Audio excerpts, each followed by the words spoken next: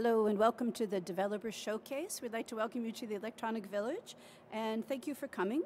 Our first speaker today is going to be Tom Robb. I've worked with Tom over a number of years. I think you'll be enjoying his presentation on 2 free apps for language enhancement, Peer Eval and M-Reader. Tom? Yeah. Thank you very much, Ellen.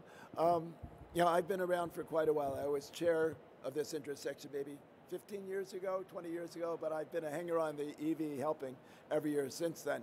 I teach in Japan, and the 2 apps I'm going to show you are ones that I made to make my life easier, and perhaps they would make your life easier as well.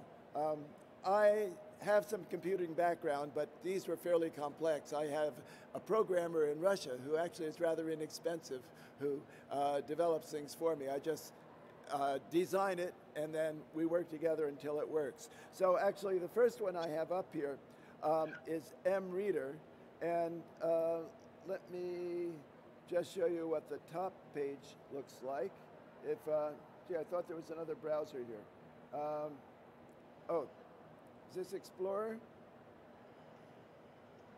Okay. No, that's okay. This is the top page of the site. But basically what M-Reader is, there's no reading material. It's slightly misnamed. What it is, it's for extensive reading, which means you want your students to read as much as possible of easy material, usually graded readers because the vocabulary and the grammar is adjusted. But they need to do it outside of class because there isn't that much time in class, and there are better things that you as a teacher can do in the class. But the problem is, if it's done outside of class, how do you know they really read, right? And so you have to do reports or something. If it's reports, you end up with a pile of papers here, which means you aren't that happy about having them do a lot of reading because you have a lot of reports to read.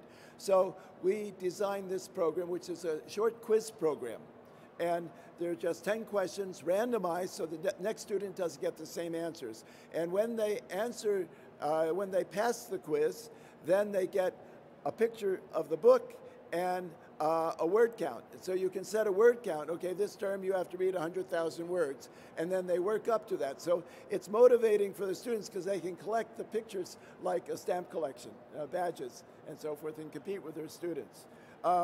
We actually have now about 100,000 students in 40 countries using this program, and it's free, okay? It's sponsored by the Extensive Reading Foundation, which coincidentally now I'm chair of, but this was sort of done independently. Okay, and this is the top readers of the past 30 days in each of the 10 levels of the program, and you can get an expanded list there. So you can get an idea here of where the students are. Abu Dhabi, and this one's in Italy. There, I can't even pronounce it. Oman, Kuwait, Hua-Sen, Vietnam, Zayed University, Abu Dhabi, and so forth. So we have a lot of schools using this because the teachers find it makes their life easier, and the students, some of the students haven't been reading, but once they try this program, it gets them actually reading. It motivates them to read. Okay, so now I'm going to switch over to this, which is the teacher's view. This is a class, and the red here means that those students in red haven't read in over 4 weeks, but that's okay. The term hasn't begun yet. These are second-year students, and the ones that are in white or pink have actually read between terms. They're trying to get a head start, a leg up on the amount of reading that they have to do this year. And this is how much they've done, and you can see here that some students here with the green, they've already reached the goal for our first deadline, which is May 2nd. And then you can click on a student, on their name here, and this is what the student read last year. The term in Japan goes until, well, it goes from April until the end of March. Classes end in January. And this is what the student has read this year. There's a progress bar. Here's the goal for the whole term, which is 140,000 words. So the student is right now at about, well, 69,885 words. So we have on this site 6,500 quizzes. of almost all books that students doing extensive reading would read, both graded readers and youth readers like Step Into Reading, what is it? Step Into Reading, is it? Oxford Reading Tree, ones that are for dedicated for lower level native speakers in elementary school even. So this is what it looks like. And there's a leveling system, these little squares here, after they read this number of books at their level, they slowly become green, they're automatically promoted to the next level. That prevents students from trying to read a book which is too difficult for them, which would not be extensive reading anymore. Okay, so this is basically mReader. If you're interested in it, you can go to the top level. Let me log out.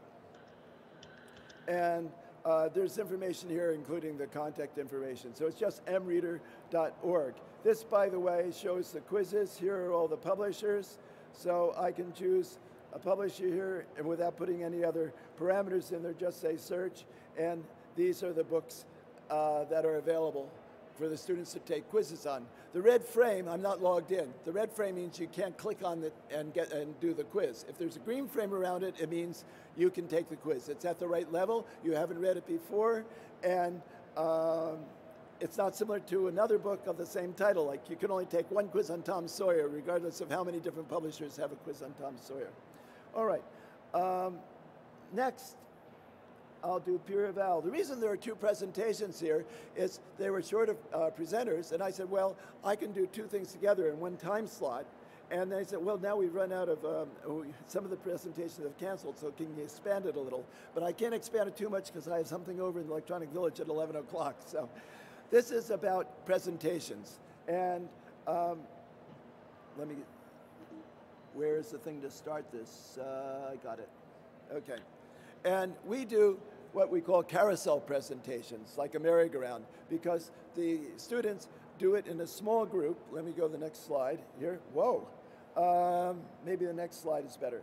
So they're in a small group like this, and we have digital panels, 6 of them on the walls of each of our classrooms. So the students can prepare a presentation, then just plug it in and start talking.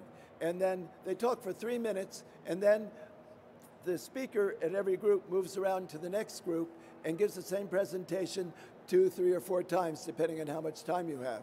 So they're getting a lot of practice with something to be prepared ahead of time, and slowly they get better and better as they go around. And you can go around and observe them. So there are multiple students. I had 4 groups going at the same time, so you can't actually evaluate them yourself. Okay, so the students do the evaluation, and actually they're probably a little nicer than you would in the evaluations, but there's still a nice continuum from the bad student to the good student, even though the average might be a little higher. So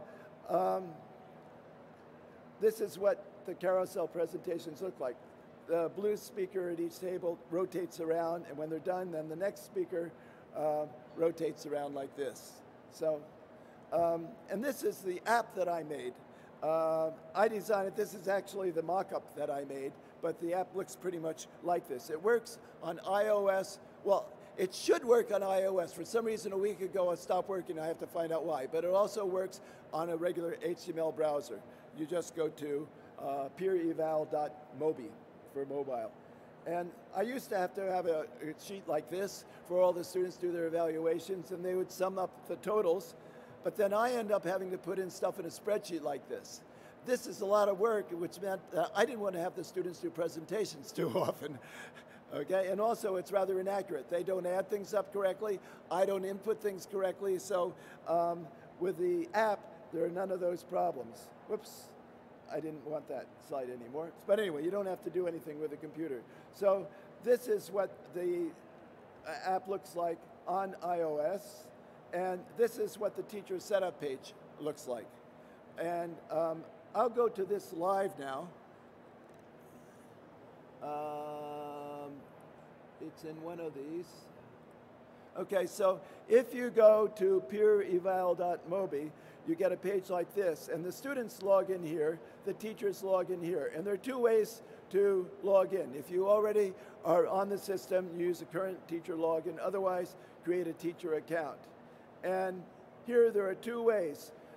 set up a class for one-time use. You just put in an email address, which is just your ID, okay? We don't send you any email, and a password, so later you can access the student's results. And the one down below is to create a permanent account. Now, the idea behind this, because I had a student create the iOS, app, was it would be profit sharing in the future. But right now, there's no charge. All you have to do for the access code is, I'll tell you, it's just try-peer, capital T with a capital T, T-R-Y-P-E-E-R, and you can have it for a year without any charge. And let me go back now. So here's the teacher login, and whoops, that's not what I wanted.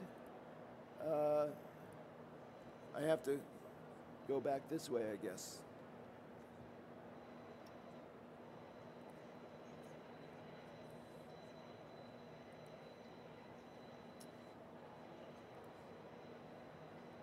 Let me try that again.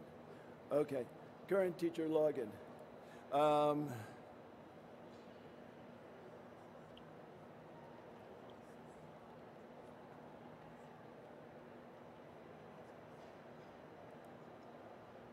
So my email address and my password. And then you can set up a class. Well, I'll just go to this one here. So these are the results. How do I close this? Don't save.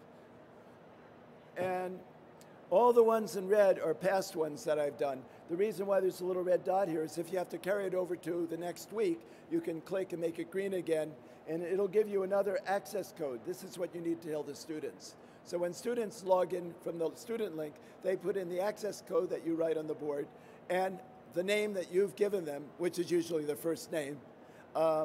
And that's it. There's no other student data on the system.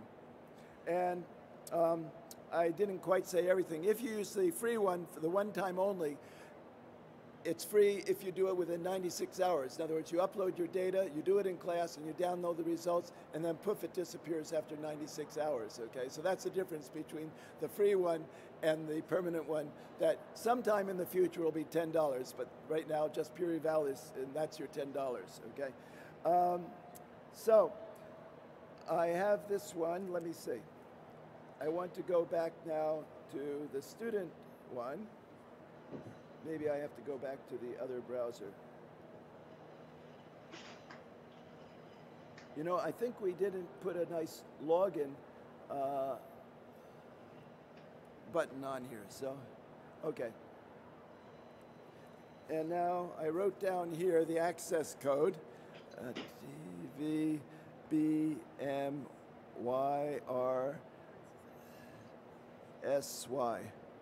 Whoops, it didn't go in. TVBMYRSH,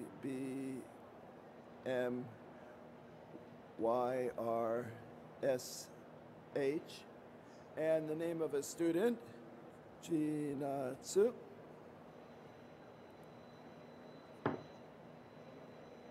Now this is the HTML version, which isn't quite as pretty, but this is what the screen looks like.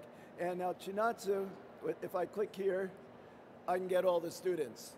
And then if I click on a student like Daisuke, whoops, maybe Daisuke didn't give a presentation. Minami? I thought this was one I had already used. Anyway, all right, it doesn't matter. This is done. The students have already gotten the grades.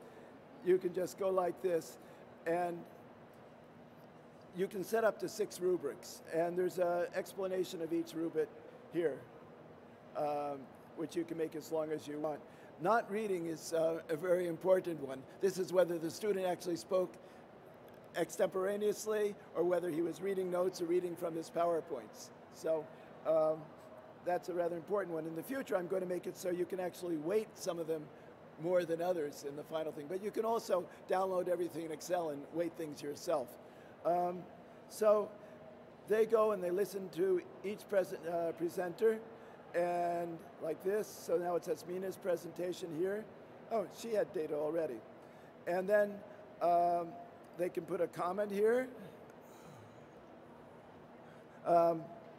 Something a little more substantial would be more helpful. And then when everything is done, they can see the result.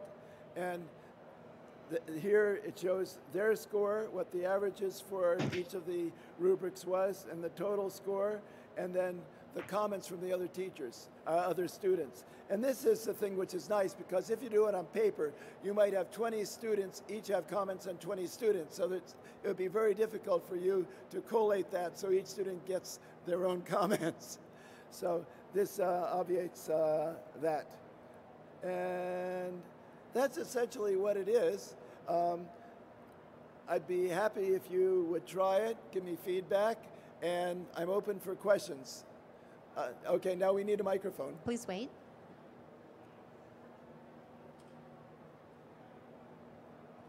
This isn't a question specifically about the app, but how do you prevent students from just giving their classmates all good grades? Well, I can delete them from the spreadsheet, but I can also see who they are. And there was one student like that, actually. It wasn't all good grades, right down the middle each time.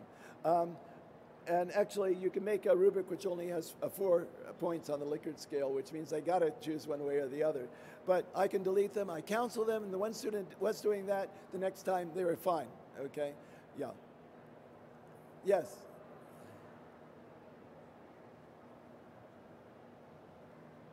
Can you explain again how you use this for your assessment, towards assessment?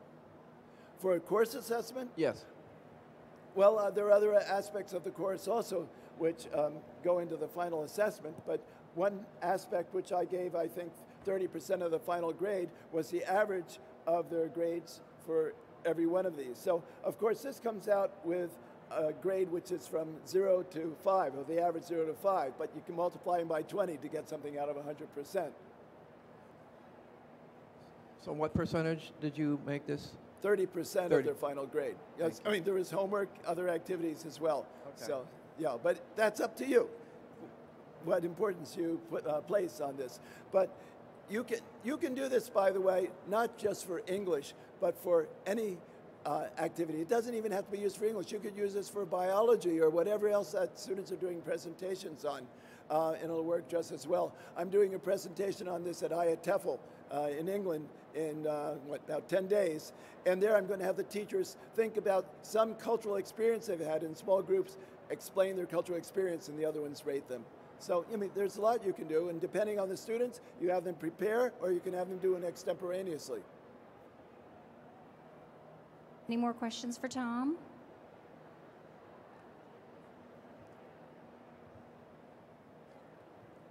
I'm sorry, I arrived a little late. Is it possible to go back to the M-Reader information? Sure. Mm-hmm.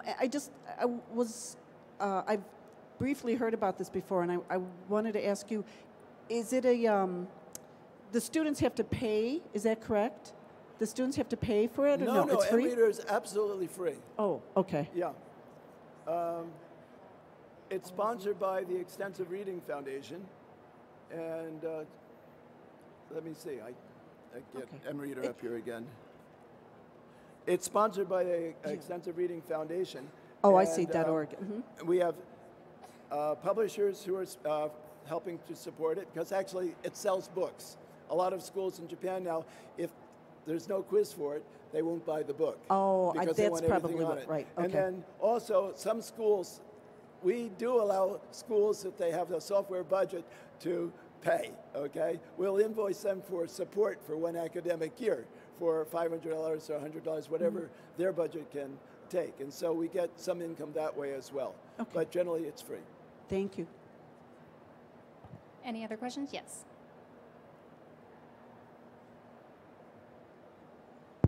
Thanks. I've also heard about the Newsela app. How does M-Reader, what are some advantages to M-Reader over other options like Newsela? Well, there isn't too much for ESL or EFL that works like this, actually. There are things like accelerated reader, but it doesn't have any graded readers in the quiz system.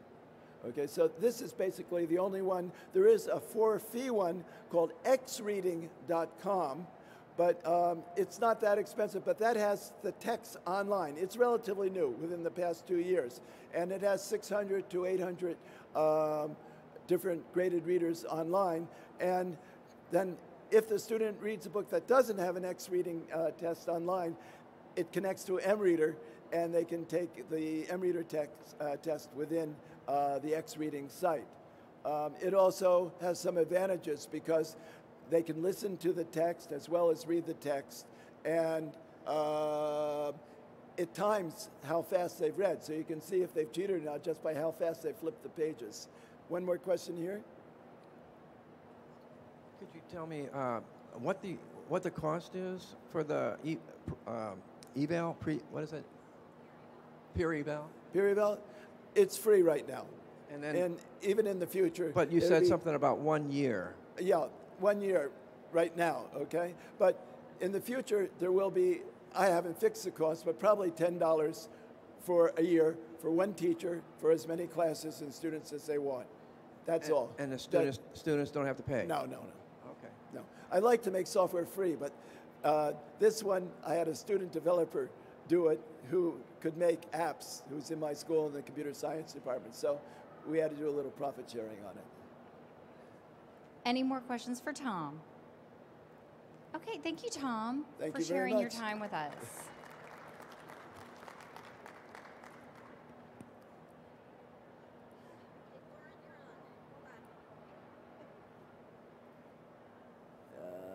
Delete. Okay. Yeah. Goran, can you hear me? Can you see the application on the window? Okay, wait, I have to maximize you. Where'd you go? Okay.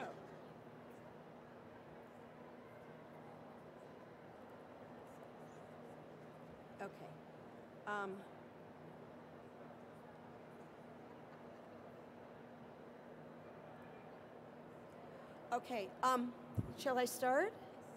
Okay, you well, Sandy, can you hear me? yeah, we need a louder. Yeah, we are, hey, huh?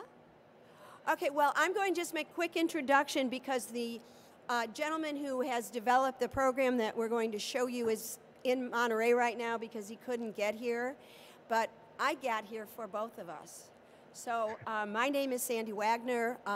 I am an educational, what did he call me? Sorry.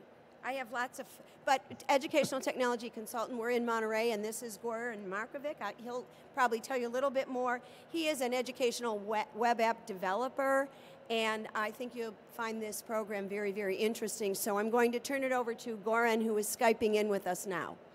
Okay, Goran, you're on. Good morning. Can you hear me? Can you hear me well? Yeah.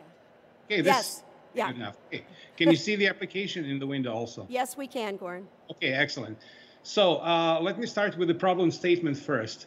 The existing language training applications that I'm familiar with either do one thing and they do it fairly well, but it's one thing and that can only take you so far, or there are complex applications that even with all the interactivity and all the communication and all the capability to teach across the world, still follow the sort of 1970s textbook mentality where all the students go through all the same prescribed steps, first a little brainstorming, then a little multiple choice, then a little cloze exercise, then a substitution drill for some grammar structures, and which completely ignores their personalities, their individual learning styles. So I wanted to create something that would not only train students in how to use the language and how to understand the language, but also give them a chance to develop their own strategies in dealing with the unknown content and how they want to approach learning the language in the future. So once they leave the classroom, they're equipped not only with the linguistic content that you teachers want to give them or I want to give them, but also with learning strategies for their future work. And this is where this application comes in. I created a similar but more specialized version, and we tested this in real life circumstances with several hundred users. We have extremely positive feedback, like 94, 95% satisfaction rate, exactly because the students are given the opportunity to work on their own. So Focustic here is a combination, it's a framework really. It's a combination of a very loose lesson plan and then the application that supports that lesson plan. It is supposed to be used in the classroom. It doesn't have to be used that way, but it's intended to be used in teamwork so students can gain something from working with each other. It doesn't have a mandated activity sequence. Learner independence is supported at all aspects of the work. Also, ideally, the materials, even though teachers are perfectly free to use whatever they want to use with this application, they can upload, or you can upload audio or video. Ideally, you should use real life language, examples of how people really speak. So you can also focus on culture, not only the language. You can also introduce dialects, for example, if you're, for people who teach Asian languages, honorifics or Arabic, for example, honorifics and all the cultural statuses can be recognized in there, and the application offers you an opportunity to analyze those as well. So you can, students can also save their work at any given stage. So if, for example, for whatever the reason they cannot complete their work in one session, they can just save it and continue later on, which also gives teachers a great opportunity to assign portions of it as a homework if they so choose, and so on. So let me show you the, also this application is a sort of like, it has two hats really. So you can, as an instructor, you can develop your activities directly in this application. And when you log in with your instructor login, it will recognize you as such and open you the development window. But when your students log in with their student logins, then they will see a slightly different window that supports their learning procedures and not activity development. So this is your front screen, and once you log in, then once you log in as a developer / instructor, you would see something like this. I preloaded one of the activities. This is the actual waveform of the audio cut that I loaded here. And so, as you can tell, this audio cut has several segments marked here. As an instructor, you develop those segments yourself, and then you transcribe and develop tasks. So, for example, for the segment number 1, see how it's highlighted as the segment, and it's highlighted here. When you click loop, it will just loop through this segment. The American Space Agency, NASA, recently approved plans for building a new Mars lander. NASA officials want the new lander to study the deep interior, or inside surface, of the red planet. The American Space Agency, and so on. So you can tell what's happening here. Basically, you can set the segment to keep on spinning so you can transcribe freely. And once you transcribe, then you can develop tasks. For example, we want the word agency to be turned into a blank for the students to fill. So we will highlight the word, click here, and the word is turned into a blank. When you save it, your student will see that the students will see only this window here as their task window. So this is where you develop your tasks. This is what the students will see. This is your student preview. There are two types of transcription tasks. There is this close exercise kind of thing where you just create a blank and students fill in the blank. And then there is also this parsing the string kind of task where you select a chunk of text here, for example, render. What it does, it removes all capital letters, it removes all punctuation, it removes all spaces, and then it asks basically the student to listen, use their vocabulary, grammar, whatever comprehension skills they have to parse the string into discrete words. Well, is it really swant or is it want, and so on. So they can do this task.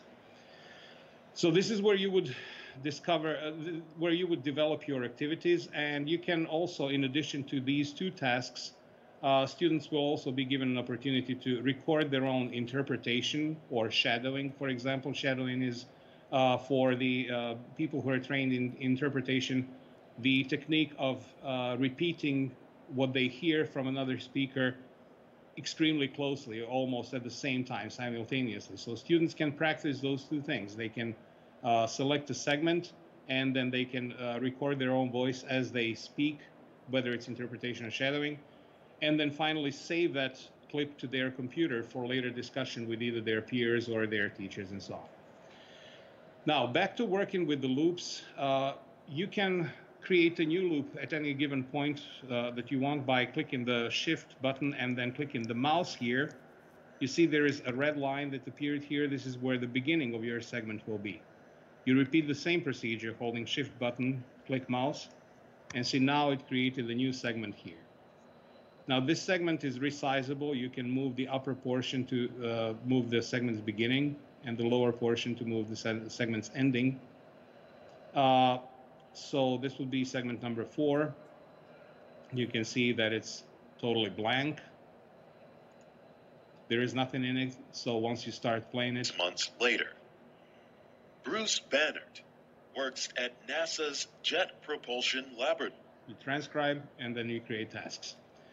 You can always delete the selected segment. You can delete the whole activity. This is where you create your segment, your transcription block, close exercise, or the whole paragraph. This is your string creator. You can also, for example, if you want to create an activity and you want to highlight, say, all gerunds or all adjectives or all prepositions, for your students to just basically see them, you can always use any of these markers and you can tell it just creates. So rich text editing is fairly supported, even though it's a web application and HTML and everything, but this rich text editing is fairly supported here. You can also underline things that you need to underline and so on. Shouldn't go too wild, but you know, it's helpful. Other tasks that you can create are also question and answer, just basically comprehension content questions. Again, you can go as simple or as complex as you want to go, and then you can provide questions and answers if you want the students to see them later on, or you can just fill out the questions. Then there is the culturally important component. Here is the participant information, which is essentially where you're asking your students to listen to the conversation and identify each participant in it or each speaker in the conversation by whatever they can extract from listening, their age, their gender, whether they speak with any distinct specific dialect that's of any relevance, how people address that speaker, how that speaker addresses others, what terms they use, is there any slang, is there any technical jargon, whatever information you can figure out about this participant will be stored here, and it'll take up to 4 or 5 participants. This screen is a little maximized, so you cannot see the whole screen. I wanted you to see it a little better, but yeah, so up to 5 speakers. This is the whole application. There is also a little notebook, and this is a technique we discovered when we were using this other application that I developed for my company. At the beginning of the lesson, you should start with a short brainstorming session, maybe 4 to 5 minutes, no more, where you will introduce the topic, and then the student will just throw any vocabulary that comes to their minds that may be relevant and pertinent to that topic. Also, you can introduce some grammatical structure, again, without any complicated grammatical terms, without any scientific jargon or anything. Just say, well, like, well, we have the verb read, and yesterday I was reading for 2 hours, and then you sort of like just bring their attention to a certain structure, so they can also take notes about all of that before they go into all of the tasks. Once you're done with that brainstorming session, you would basically give your students some 50 minutes. This is supposed to cover about 2 hours per cut, and each of those cuts should be about 2 minutes, not only because of the technology, but also because you will discover that at an appropriate level, 2 minutes is plenty of content for students to work with. So whether you're using audio or video, the clips really shouldn't be any longer than that. So for the next 50 minutes, you let your students work on those tasks, and you just basically let them do whatever they need to do. So you will see that your analytical students will go and start picking out word after word after word and trying to piece together the big picture, sort of building up. And then you will have your global students who will just play the whole cut all the way through, listen to stuff, and start taking notes left and right. and then kind of from this big picture go into hunting for smaller details. Either approach is fine. Just let them do whatever they need to do. Once they are introduced to the application, there is probably going to be a learning curve for them, not technologically. We've discovered that students really have no problems with technology, but they need to discover their own approach. And so 3, 4, 5 different lessons, they should be able to articulate and work out really what works best for them. And you let them work on that too, because that's also part of the thing that we want to teach with this year is how to identify, develop, find, test their strategies and remedy them as appropriate. So once they're done with this sort of individual work in the classroom for about 50 minutes, then you will have like a collective session where they will share their experiences and then learn from each other. So, you know, I may have 80% of the tasks completed. The guy next to me may have 70%, but there is some overlap, but there are some differences. So here is an opportunity for us to use this, you know, proverbial scaffolding and learn from each other and peer teaching, peer coaching, all that good stuff. And you, as an instructor, basically just facilitate the whole thing. And maybe if you sometimes it happens that the whole class is really completely off on certain things, then you correct that. But other than that, you basically let the students do all the work and compile their activities and learn from each other. There is no requirement for them to finish everything 100%. You know, we listen to news every now and then. The other night I was trying to transcribe one article and I couldn't understand it, even though it was my native language, and I couldn't understand what the guy was saying, and that's fine. We experience that in everyday life conversations. You don't catch what somebody said, but you sort of just let it slide. That's also an important thing for your students to learn. They need to be able to just accept that they do not understand everything 100% and just cope with what they do get and move on. Yeah, Goran, we have like almost time up, so do you want to make your announcement? Sorry. Okay. So right now we are looking for, yeah, this is your student screen, so you can just see what students can do. So right now the application is still in the alpha testing phase, and we are looking for maybe up to 5, okay, maybe 6 people who would be willing to build these activities, use them with their students, and provide us feedback so we can really fine-tune all the functionality, all the activities, maybe even add some more features, and do that over the course of maybe half a year to 1 year, during which they would use this application free of charge, they and their students, after which we will start charging certain fee. Again, it will not be anything budget breaking, it will not be anything very expensive, but it will be something that we will use to pay for our servers, for our storage space, for everything. So these 5 or 6 volunteers, pioneers, would get lifelong discounts or some other perks we can think of.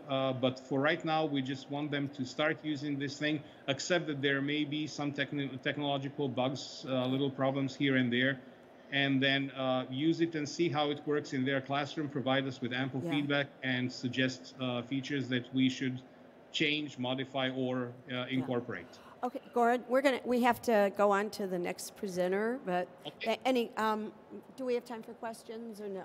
Oh, yeah. Jennifer? I have a comment from one of our online viewers who's watching the webcast live.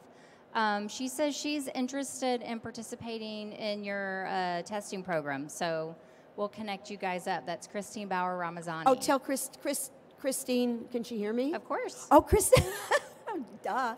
Christine, email me, and I'll get the information to Goran.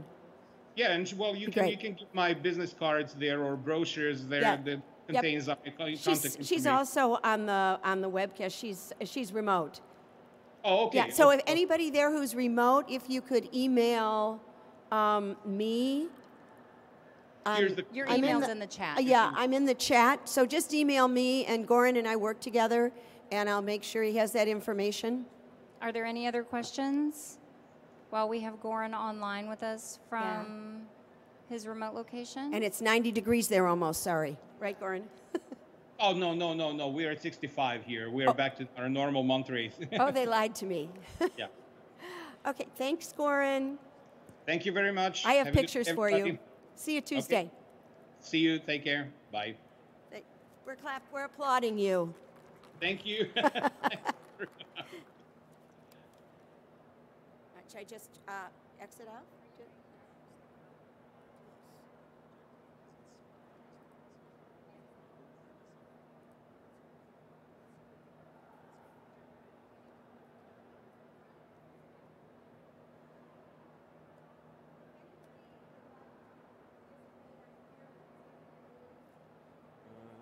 I'm wondering if I can put it. There is a cable right there, isn't there? Yeah, there should be one that's right here. There's one there too. Can I use that one maybe? Is that it? Yeah. Are you powered up? Yeah. All right. I do need. For the second one, yes, but I'm gonna do.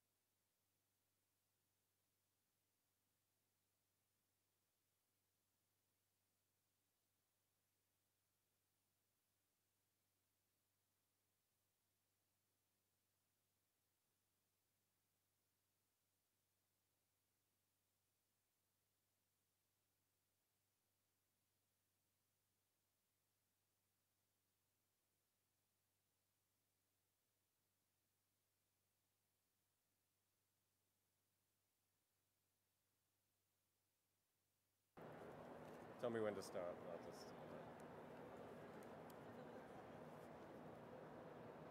Do we have someone to introduce our next speaker? I'll give it to James. Yeah. I can introduce myself. Yeah, I can go for it. Hi everybody. My name is James Hunter. I teach at a small private university in Washington State. I'm actually doing two presentations that were sort of portmanteaued into each other in the session description. The first one is about tracking IEP data. So this would be of interest to anybody who is administration in a language program. And then the second one is about tracking learner data in oral language productions. And they're going to be back to back, but I'll try and do a little dance in the middle so you know I'm finished with the first one. If you have to leave, if you're interested in this and you have to leave, please make sure to grab a card. Looks like this from the beautiful and talented woman in the purple scarf back there. She'll give you one of these. So the content of this presentation is about how to track student data in a language program of some kind. And I imagine if you're here and you're interested in this, you already know what the challenges of data tracking in a program are, but I'm just going to sort of go through a couple of those. So if you're enrolling students, you're testing students, you give grades to students and so on, and that's a lot of data to handle. And in my thoroughly anecdotal and non-representative survey of IEP administrators asking how they do this, most say, well, we don't really have a system. We use spreadsheets and that kind of stuff. So this is, I'm going to talk about a database system that does this for you. So there are lots of things. I mean, if you're at an IEP in the United States, you'll know about the bottom section there, those two bullets, CEA accreditation, that's kind of an important part. The one right above it, open doors reports and so on. And so this is tracking a large amount of data over the course of a year. How do you do that? Well, it's extremely labor intensive is the problem. you have to go through all of your spreadsheets, all of your documents, and so forth. So unless you have a system that's designed to do this, it's very difficult. There are systems like Banner that can do this, but they're not configured for IEPs. They're not really configured for our kind of world. And it's expensive to get this done. I'm going to, sorry, just pop back to the first screen. If you want to scan that code, you'll have access to this presentation. So I'm going to show you a couple of solutions to this. So about 11 years ago, my IEP was going through CEA accreditation, and we didn't really have a data tracking system, so I designed a database in Microsoft Access that would do this. And I'm just going to show you a quick example of what that's like. And sorry, we're switching. Okay, so this is the sort of main panel of it, and you can see if, for example, oops. So it's going to show a typical student. So this is where you'd load in the student information, when she's arriving, what her status is in the program, and so on. And if any of you are familiar with sponsoring agencies like SACM and so on, you'll know that they want letters of enrollment and stuff like that. Well, this is how a letter of enrollment would work. So this is a new student. She's not been in the program very long. I'm just going to move on to the next one, see if we can get. So there's your letter of enrollment. All right. And that saves you a lot of time, because it's just pulling the information in from the database and so on. So I'm going to show you a couple of other features here really quickly. Back to the main menu. Don't bother with that. Quick reports. Okay, so CEA pass-fail rates that you have to do every year. This is what that would look like. That's how long that takes. So it's basically, and it's like once you do this, it's kind of like magic, because it's like this is something that would normally take a long time to do. Yes, sir. I'm actually not going to do that, because some of this data is actually live. But well, I can show you sort of the actual pass-fail rates, which are on this corner. But so this is going through each class, talking about how the students arrive in that class, whether they're placed or promoted into the class, and pass-fail rates and so forth. So that's that. I'm going to show you one more quick thing, which is the Open Doors report.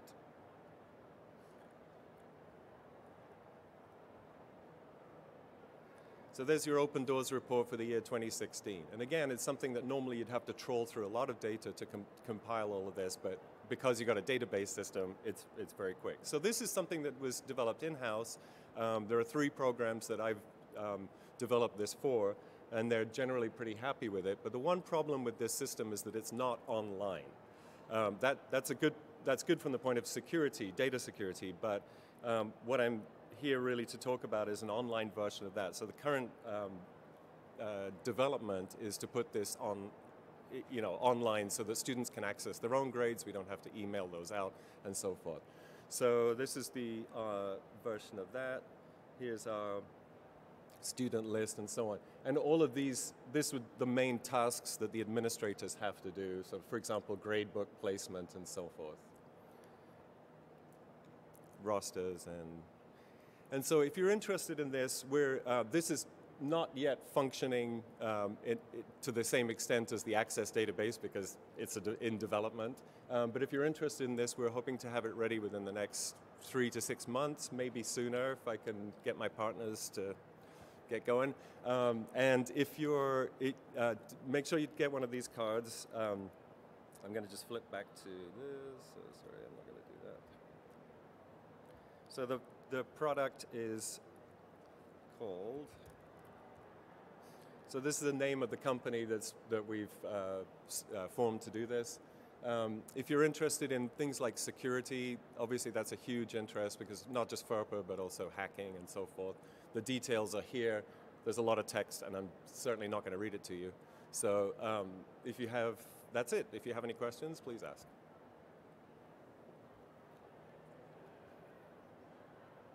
There's a microphone, or just bellow, yeah. Yeah. Are you a teacher? Yeah.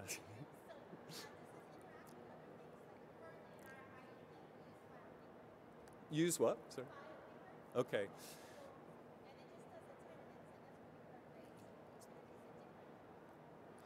So the question is about whether it interacts with other software products like FileMaker. So if you've already been using data in one set and you want to then switch over to this, what we'd probably do is import the data in. And that's what I did, for example, with one of the programs that I developed this for, was say, send me all your spreadsheets, send me all of the stuff, and we'll import the data in here, and you'll just start. And I think we went back about 5 to 10 years, something like, well, depending on what it was. They only had attendance data for one, but like grade books and so on, so we imported all that in. Yes, sir.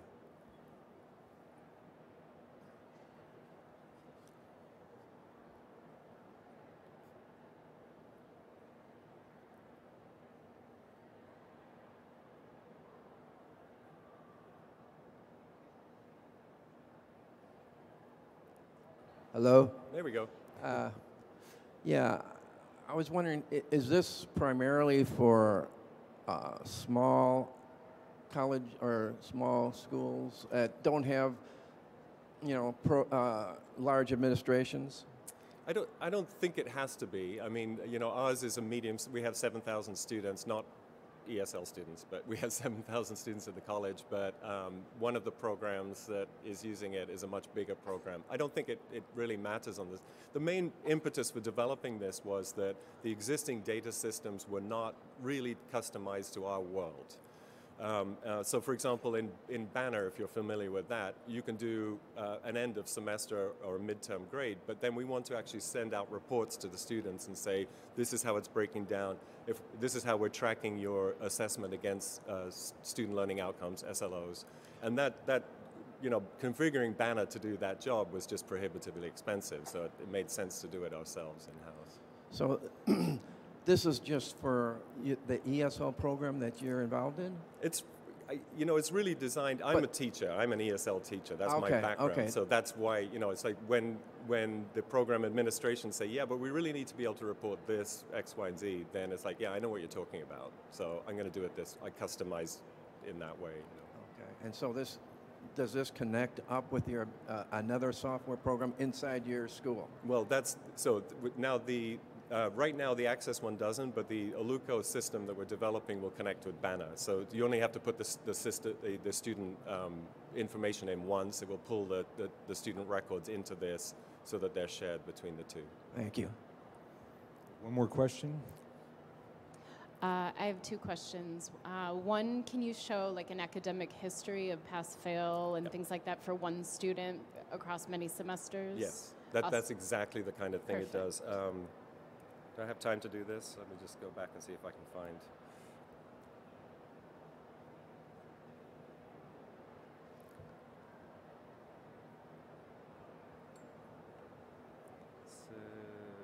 Sorry.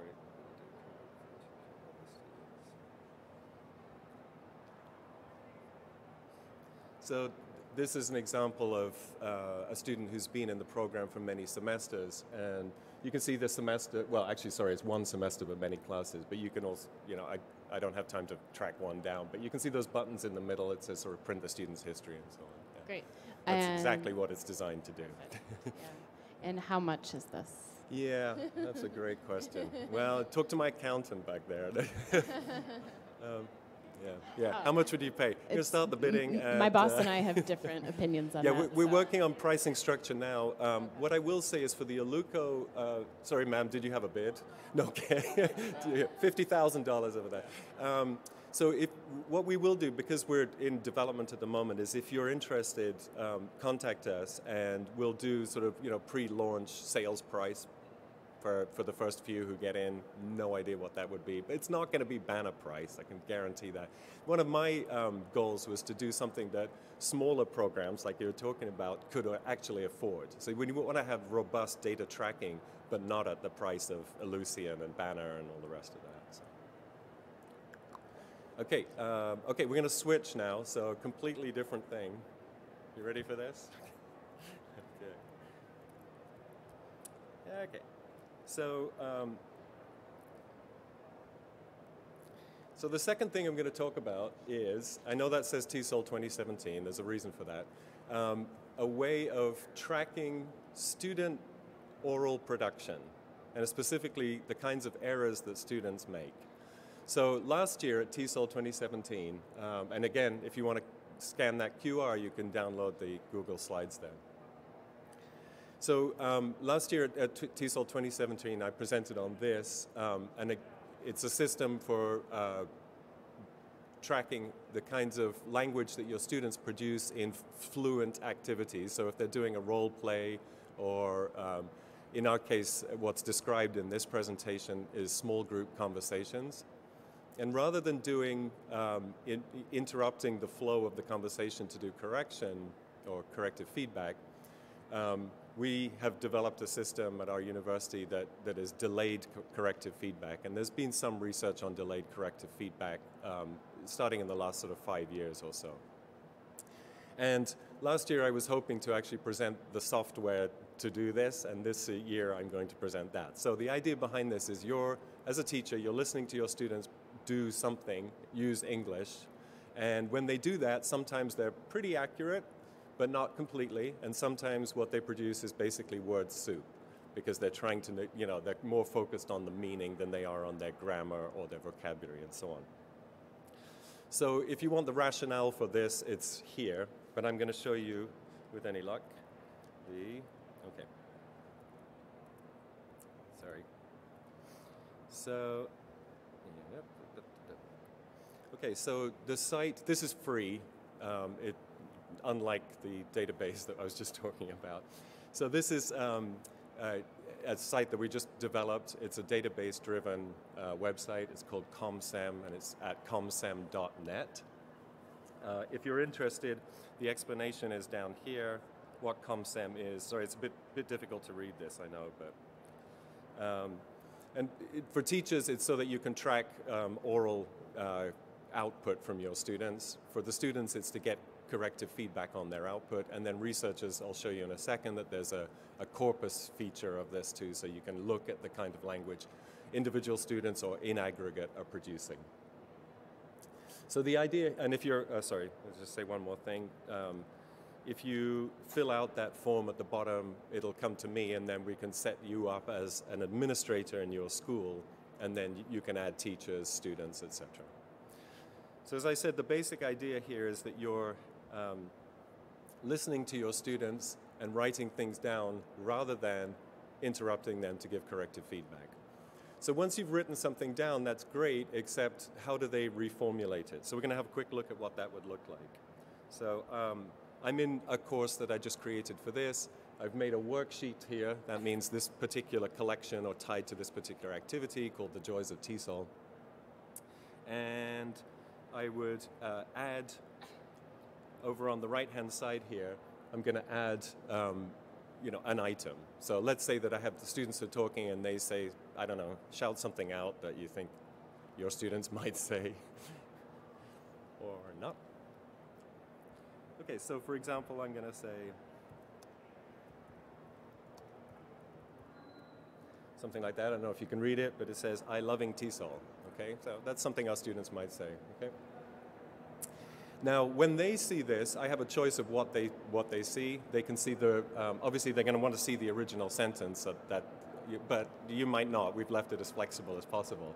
But more importantly, we probably want to say, do they want to see a text reformulation of that? So you're actually writing a correct version. For very low-level students, or if you're working on literacy, that might be something. An audio reformulation, this is what we're using. So we'll say, you said I loving TESOL, but what you'll actually hear is your teacher saying it the way that the teacher suggests is the correct way of saying it. So that would look like this. Down at the bottom here, you would record your reformulation here. I have no idea whether the sound is going to work, so let's pray. I love TESOL. Okay, so there's the sound file that you just created, and we'll see if it works or not. Okay, it does. Just not for me right this second, but it really does. So you'll hear I love TESOL. If you don't like that recording, you just delete it and do another one. And then try again. It should work. Okay, anyway, let's not worry about it. It's just, it would be I love TESOL, right? So then on the student side, they would log in and they would see this worksheet and they would see, sentence number 1, I love TESOL. They'd hear what your reformulation is. And then you have a choice. They can either actually type in what they think the correction is or record their own version of it. And then that comes back to you. You say, yes, you got that right, or no, you got that wrong, and so on. And then they can keep going through like that. So that's the basic idea of providing the delayed corrective feedback. Like I said, at my university, we've been doing this for the last 20 or so years. And I'm not going to try and persuade you of why you should do this. If you look at that PowerPoint, the slides from last year, if you want. But there are lots of reasons to do this. The students like being able to just talk and then say, this is tailor-made feedback for them personally that they get after the event, and there's a record of it afterwards. So in addition to just providing feedback to this particular group of students, you then have a record of lots of language samples. Lots of language samples, teacher reformulations of those, students' attempts, and so on. And there's a lot of things that you can do in natural language processing, machine learning that this data is very responsive to that because you've got a track. So I'm just going to give you a very quick example. So this is going to work through the database and find any sentence that has the word if in it, and it's going to take a while to load. But if you, for example, want to work on only second conditional, unreal present conditional, then this will give you a lot of examples of student language where they've got that wrong. You can also do that as a worksheet. You just copy those and give it as a worksheet, say, choose them and say, yeah, I want you to practice working on these, and so on. And there's a whole bunch of other stuff that this does. For example, n-grams, vocab profiling of the student language, and so on, which is still in development. But again, I'm going to stop there. If you're interested, please either email me or just sign up here at comsem.net. Questions? Yes, ma'am. 1 second, the microphone will come to you.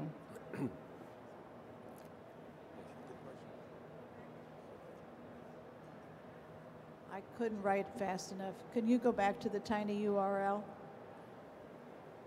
Yes. Thank you. For this one? Yeah.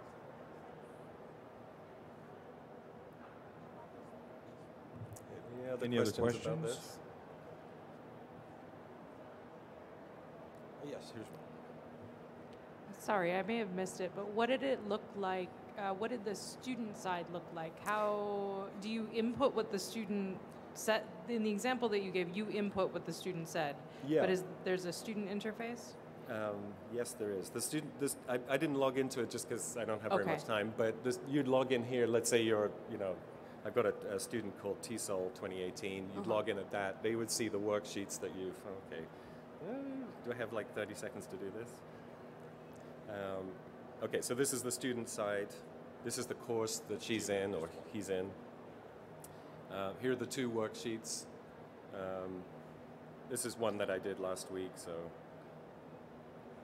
Okay, so they'd hear the audio reformulation here that you would do, and then they can either make their own reformulation or type in the correct one, depending on what you want from your students. So we do this, I'm teaching a listening and speaking course right now, and I do this every week. And just, the students will decide on a topic that they want to talk about. They talk, I just listen to it and type in stuff that I'm hearing that they need to work on. And like I said, there's a lot of other features. For example, if it's one student who says this, but I think, everybody's making this mistake pretty commonly, I can flag it as an all-do sentence, so they all have to correct it.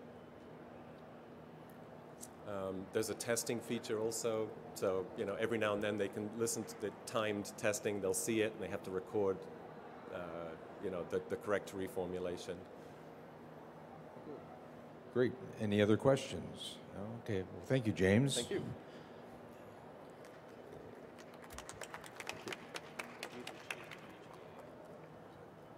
Yeah, there's a button down there. So.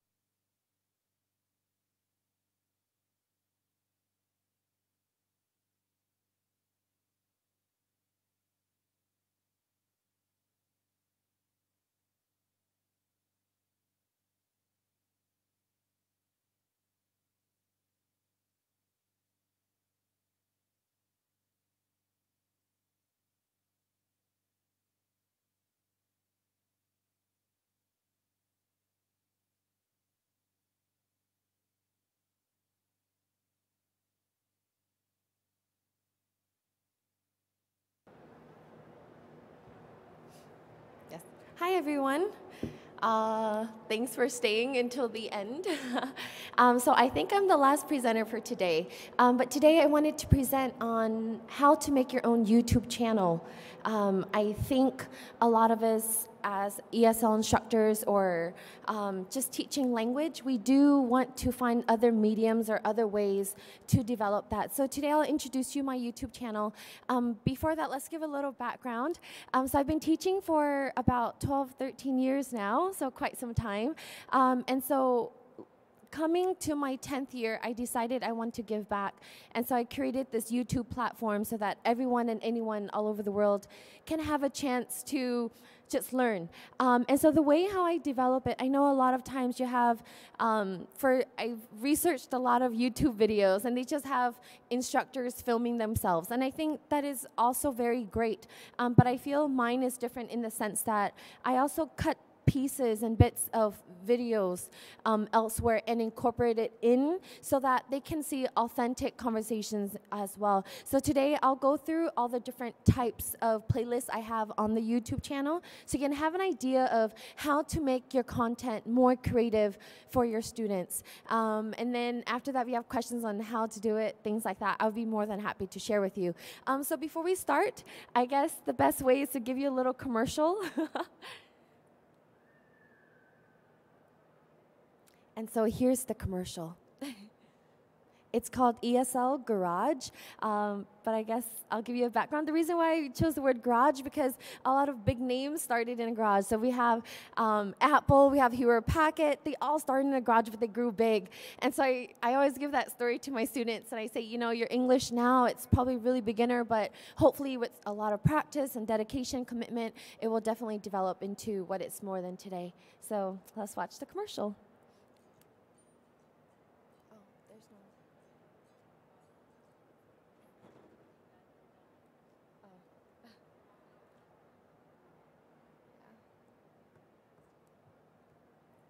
So while we're waiting for tech, this was filmed at my past university. I was teaching at Cal State Fullerton.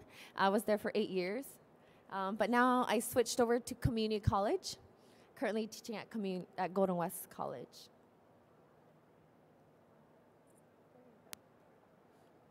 it good now? Yeah. Okay, now we can really start.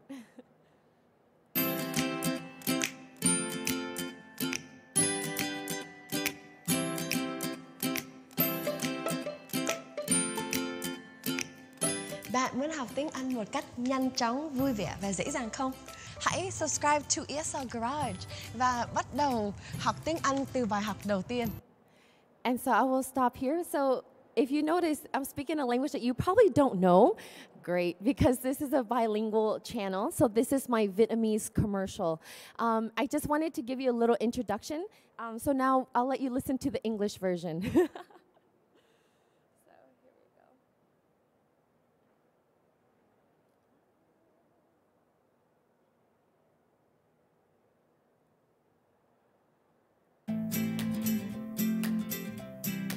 So what do you do if your boss sucks? Here we go.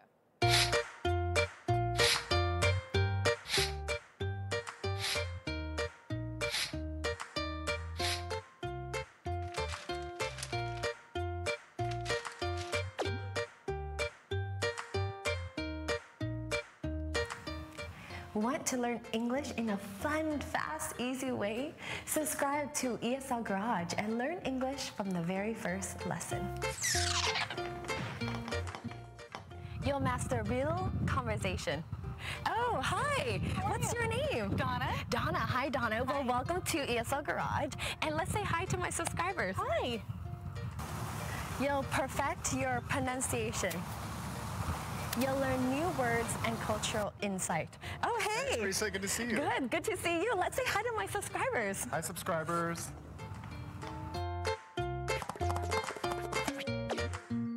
So, sit back, relax, and learn from a real teacher, Teresa.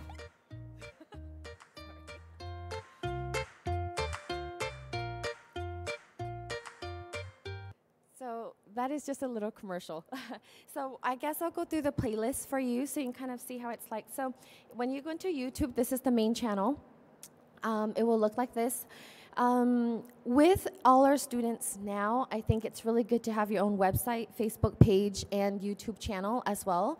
And so I have all that. And definitely I can help you set up if you need. So here are all the videos. So once you create your YouTube channel, it will look like this. You want to organize your videos with playlists. So if you go through playlists here, you'll see that I organized it according to topics. So here is something that I've started. It's for my students who want to get their American citizenship.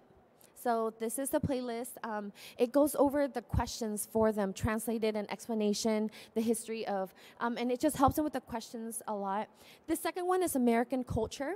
I think that's really great because a lot of our students, they come to America and they don't know a lot, you know, with American culture, they need that. Well, I'm in America, so I'm just teaching American culture.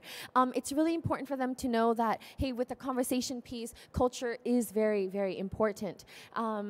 And so here, we'll just take a glance at the list. I go over idioms, I go over top websites, apps that they can use, but more importantly, I do American holidays down here. But more importantly, I also have a really great video that I did with my colleague who's from England, and we did comparisons between American English and British English. And that was extremely helpful for them because a lot of them watch TV or they would pronounce things differently, and they're like, oh, Miss Teresa, am I supposed to say water? And I'm like, that's fine. That's totally fine. It's just here in America we say water. And there are some differences as well. So I'll kind of show you the beginning of this. This is our comparison between American accents and British accents. Orange County, California, and so my accent is very Southern California. Or so my students say, especially when I say, oh my gosh! Today I invited a very special English-turned-American guest with me here, John Marshall, my wonderful colleague at California State University, Fullerton. Hi, everybody. I'm here. Hello, John. Welcome. Hello, Teresa. Well, glad to be here. Yeah, so can you tell us a little something about yourself so our subscribers? Real English. I did. Is with schedule. Schedule. Oh, I think schedule sounds much better than schedule. Schedule? Who says that? Schedule. Schedule. So we all say schedule. All right. Next one. So what do you call your H2O? H2O, well, if you come from London, you might call it water. If you come from other parts of England, you're probably going to say water. Oh, no. We say water. Water? Water. We say water. Oh, water. Water. Could I have some water? Did I say it right? Yes, but you're getting it. You're learning. It's water. Could I have some water, please? No. Could I have some water? Could I have a glass of water? Water. Can you have, would you like a glass of water? No. Water. Oh, well, we differ on that one. Yes. Okay, so the next one. So we have here foil, our foil, things to cover paper. I mean, like our food and stuff, our leftover food. So we call it aluminum foil. Aluminum foil. How interesting. We call it aluminium foil. Aluminium. Aluminium? I don't think, did I say it right? Aluminium? Yeah, you said it beautifully. So that's just a little peek. We go through a list of vocabulary words that are different between the two. So then that's part of the American culture, just so my students understand that there's no one English. There's English, different types of English, and it's perfectly okay. All are good. The next one we have, I'll go over the playlist here. Okay, so we have American culture. Then we have this from my textbook. It's free audio of questions and things like that. And the second one I have is everyday vocabulary. This is for my beginning students. And what I do, and it's very different, is that I go to our real life world and I point to them so that they can build vocabulary. So here's an example. Here I went to the supermarket and they are learning fruits and vegetables. So let's give it a play. Vegetable vocabulary at the supermarket.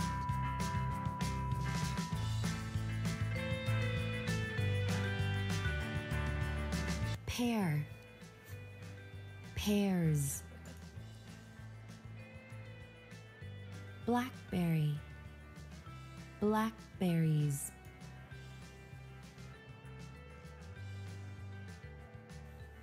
Raspberry, raspberries.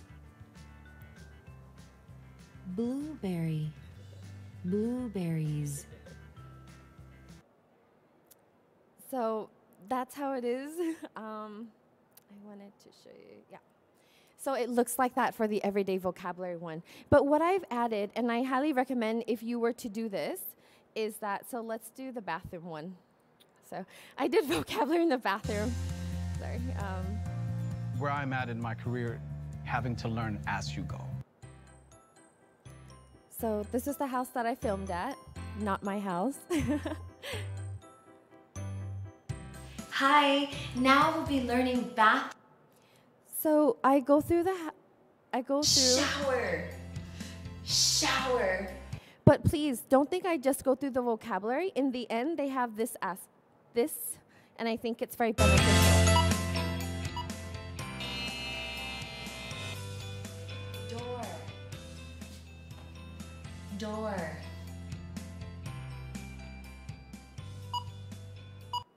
So at the end, after I teach them all the vocabulary words, there's a little quiz at the end to test them on vocabulary words that they've learned so far in that same video. And I think that's very beneficial for our students because a lot of videos, they just teach them, but they don't have like a little quiz or test at the end. And so I make sure that all my videos, it's interactive, although I'm not there, I don't see them, and I'm teaching at different times, but I try to make it interactive for them. And this is one method that you can make your videos interactive, is that to add a little quiz at the end. Okay. All right.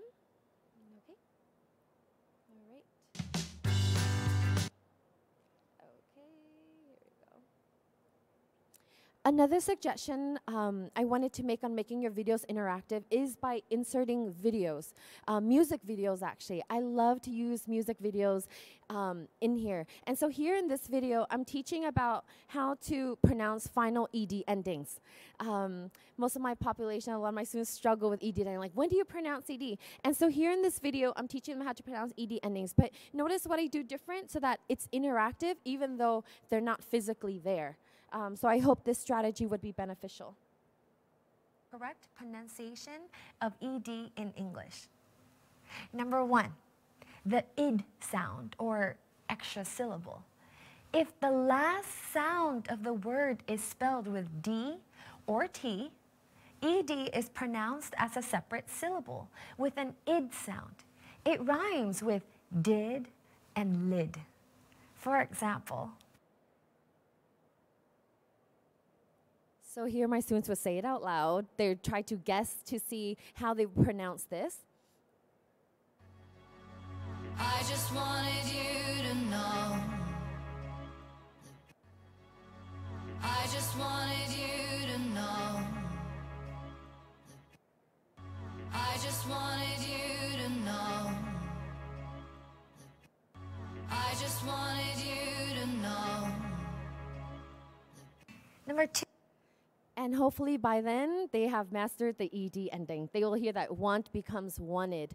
And so even though, if you notice, like, my students aren't there, but I can feel that they're interactive. And actually, when I play this in class, they actually do. They pronounce it, they go wanted. I'm like, okay, now sing along. They actually sing along. And so just by having some directions on your video, it's really great for them to be active. And the best part is that it's a very low-risk environment because probably they're watching this at home or in a place where they don't feel like very terrified, things like that.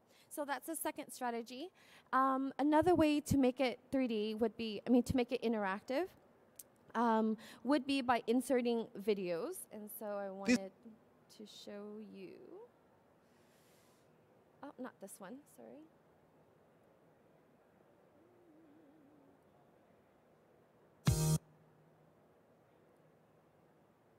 You and your team need to get things done. With Monday.com, it's easy, fun, and simple. Just add. Hi, welcome. Sorry. And ineffective communication. So Here I was introducing the ah and the sound, and I wanted to say that when you have pronunciation, you have to be really mindful as to how you pronounce things, because then miscommunication can occur. And the best way would be to show an example, because there's no way, even if I wanted to imitate, it's not the same as if they were to hear it authentically, and especially from movies or shows that they love. So here's an example. Have to face when studying English. Improper pronunciation can lead to negative impression, misunderstanding, and ineffective communication. I am so lucky to be with the smartest boy in class. Some words are so tug. Tug? Oh, remember I told you the GH sometimes sounds like an F. It's tough, like rough or laugh. Because of the And so when they hear things like that, especially from their movies and such, it motivates them, and they see, oh, wow, it exists. And so with all of this, you would need to have, I'm sorry. Okay. And this is the official website. It's very easy. It just has all the videos and every video that shows up new on the playlist, and it shows up here. I highly recommend that you build a website. It's extremely easy to build. I use Bluehost, if you want to write that down, Bluehost. They always have discounts. Please don't pay full price. Just Google Bluehost discount, and you can get a host, I think it's like $3 a year. So it's really not a bad deal. I have my business card here, so if you have any, oh, okay. Yes, I have my business card here, so if you guys have questions or anything, feel free to come and contact me. So are there any questions? I see a lot of hands. Hold on. We'll start with you again, all right? When you use a host, if you change host, can you move your things? Usually when you buy a host, you stay with them for a while. So for me, I locked in for 5 years. So I will be with them for 5 years, because when you build it, you put in so much effort and time. And so whenever you change the host, you would have to rebuild it. And so I highly recommend, if you're going to get a website, you want to stay with that host. And I lock in for a long time, and that way you can just develop it and make it better as the years come. And by building it, you mean that you insert all the videos or whatever other things you do. Yes, and that's one of the things I love about Bluehost. You don't have to pay. I mean, a long, long time ago, we would have to pay for people to build our website.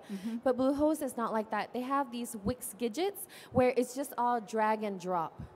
So you have all of this in your computer already, like you have the photo you want to put, you have the link. It's all drag and drop. So you yourself can build it however you want. They have templates. So you just choose the template that you want and just add things according to the template. The most amazing thing ever. So you don't have to pay for anyone to build your website. Okay, thank you. Yes. Thank you. Who was first?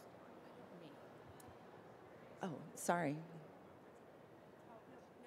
Okay. Oh, so I wanted to come to your presentation because about 50% of my students are Vietnamese.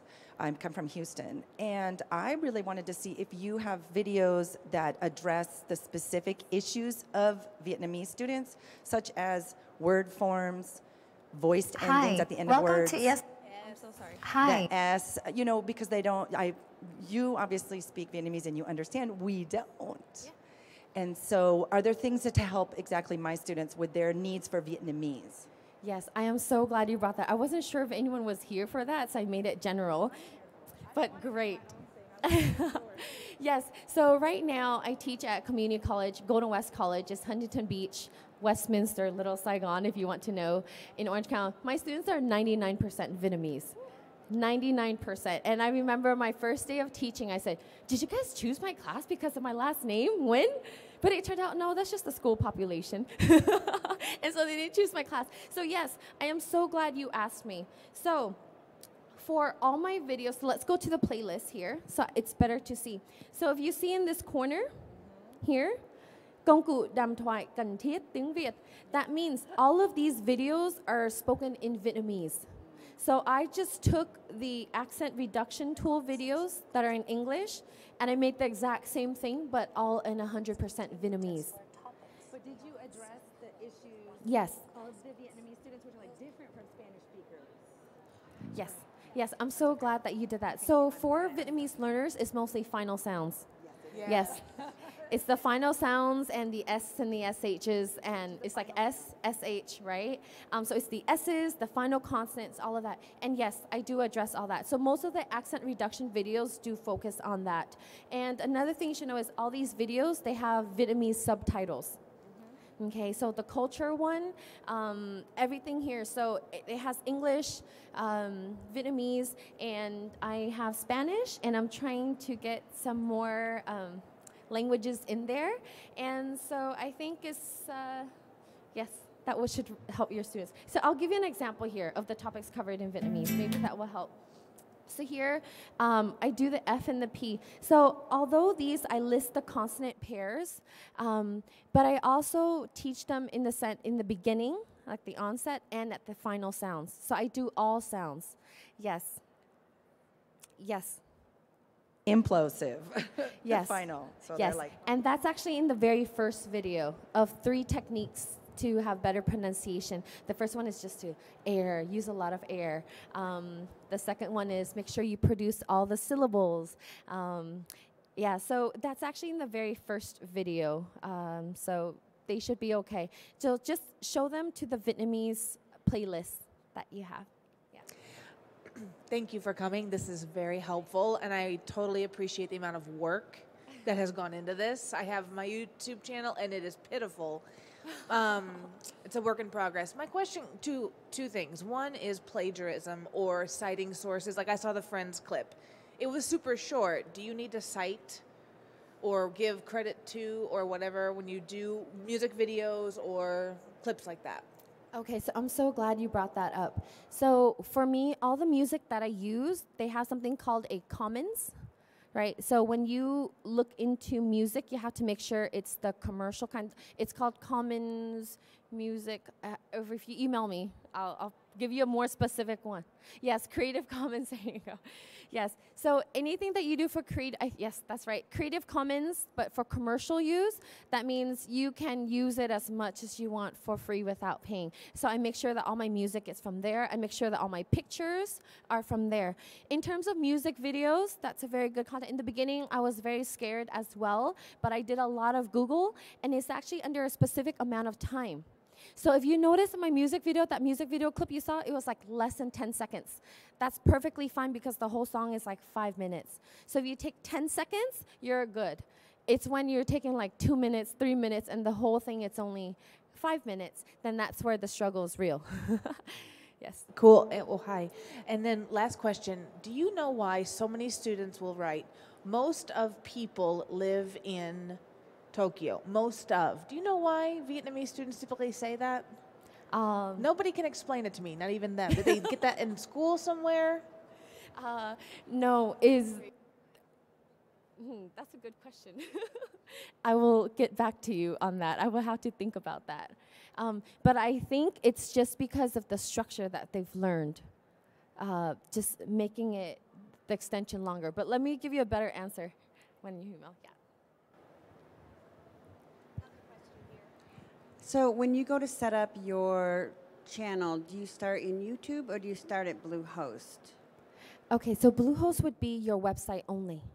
YouTube channel is different. They're totally not related. So one is for your website, and one is to have your videos. So YouTube would be where I would post my videos, make my videos, edit my videos, and then Bluehost would be a website. I just chose to put my videos on there, but you can definitely use it as a blog. You can use it as anything your heart desires. You can put anything you want on there.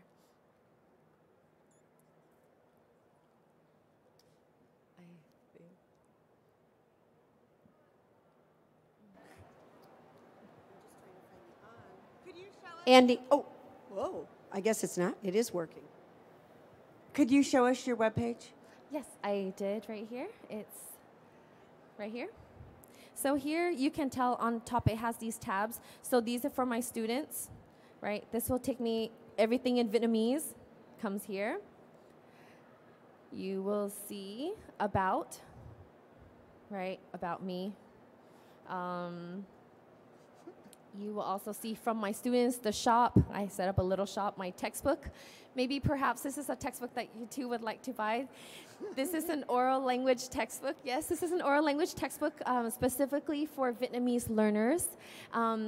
It incorporates technology because I love that. So it has Kahoot, Quizlet built in already, ready to use. But what I love about the oral language textbook is that it has a culture piece. So every single chapter has a culture corner, which is great because, like, for example, personal space, because a lot of my students like to be all up on me, and I'm like, no, no, dear. We need to have some distance. As much as I love you, we need to have some distance. So it talks about personal space. It talks about the legal age of things because the age to drink in America is definitely different than in Vietnam. They start young there. And so we have a lot of, it has a culture piece. It has a pronunciation corner. So it focuses on different pronunciation errors in every chapter. But what I love most is that it focuses on questions. So instead of teaching them about conversation topics, yes, it has topics, but it has questions related to each topic. And so having them, so how do you have a compelling conversation? Asking the right questions so that the conversation can continue on, so that it doesn't just fall flat. You can meet my publisher. He's right there. The question was, are you selling that here? Yes, it's on Amazon, and my publisher is here. He would be more than happy to work out something with you. So yes, here, and so as you can see, the website, you can add many things. You can add the market, contact information, right? So if they want to email me, it'll go straight to my email. So the website is completely different than YouTube, where it's just a host for your videos. Oh, can I just ask one question as the publisher? Yes. Yeah, unfortunately, it's not for sale anywhere here, but you can get it on Amazon or contact us. But I wanted to ask, what do you know now that you didn't know when you started your YouTube channel that you wish you knew? I'm so glad you asked me that. So the channel has only been alive for a year. And I am shocked at how many subscribers I have. So I gained 15,000. I mean, it's not a lot compared to millions of subscribers, but I have 15,000 subscribers in the past year, and I didn't advertise. I didn't do anything. And it just goes to show you how many students want to learn. And the great thing with YouTube is that it gives you demographics. It tells you who are watching your videos, from where, for how long. It gives you all of these analytics, which are extremely helpful. Because then, so like for example, when I first, so one of the things I've learned, in the beginning, I made my videos very long. They were like 13, 15 minutes. Right? I mean, most of them were exercise, but it was like 13, 15 minutes. And then I realized, oh, most of the students die after like 5 minutes. And so now most of my videos, I try to aim them between 5 to 7 minutes, under 10 minutes, right? So you learn that as you grow. I've learned that half of my subscribers are in Vietnam. So I'm like, oh, so maybe when I upload my videos, I should aim it towards a Vietnamese time zone. Not like my time zone whenever I'm awake, but when they're awake. Right? Because they have the opposite times with us. And so these are some things that you should take into consideration. I have most of my, like, I'm lucky that I have 50% females, 50% males, so it doesn't matter what my content is, right? Maybe if I had like 80% males, maybe I'll focus on cars or whatnot, I don't know. Another thing I learned is that my age gap, it's between 21 and like 40, right? Which is kind of like, and then I have some random like 85-year-old, but we won't talk about him or her. So I know my age group, and so I know which content or which examples to pull from, right? If they're younger, they're in college, and so I use a lot of idioms. If it would be someone older or in a different route, then I might choose something more career-focused. And so the analytics in YouTube, use it, milk it. It's so beneficial for you. Any other questions? No? We're good? I'm sorry? No, it's absolutely, it's actually YouTube analytics. It's included in your YouTube channel. She was Yeah, that's it. Okay, thank you. I have business cards if you would like any.